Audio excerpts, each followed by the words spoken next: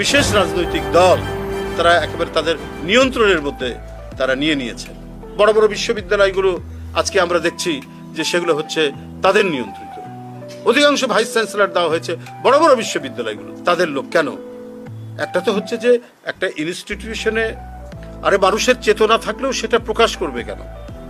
কিন্তু চেতনার যখন বহিঃপ্রকাশ দেখি, সেই চেতনার লোককে যখন আবার একটি প্রতিষ্ঠানের প্রধান বানানো হয়, তো সে তো কখনোই নিরপেক্ষভাবে কোনো কাজ করবে না। আমরা সেই পরিস্থিতি আমরা তৈরি হচ্ছে। অন্তর্বর্তীকালীন সরকার, এই সরকার তো নিশ্চয়ই তার কাজ কাম সব কিছুই হবে নিরপেক্ষ টাইপের, প্রত্যেক মানুষের সেখানে আস্থা থাকবে এবং এটা আন্দোলনের সরকার, এটা বিপ্লবের সরকার, একটা মহা গণ অভ্যুত্থানের সরকার। এবং যারা এই গণ অভ্যুত্থানের অংশীজন, বিএনপি সহ অন্যান্য রাজনৈতিক দল, তারা তো এই সরকারের সফলতার উপরেই তারা গর্ব অনুভব করে।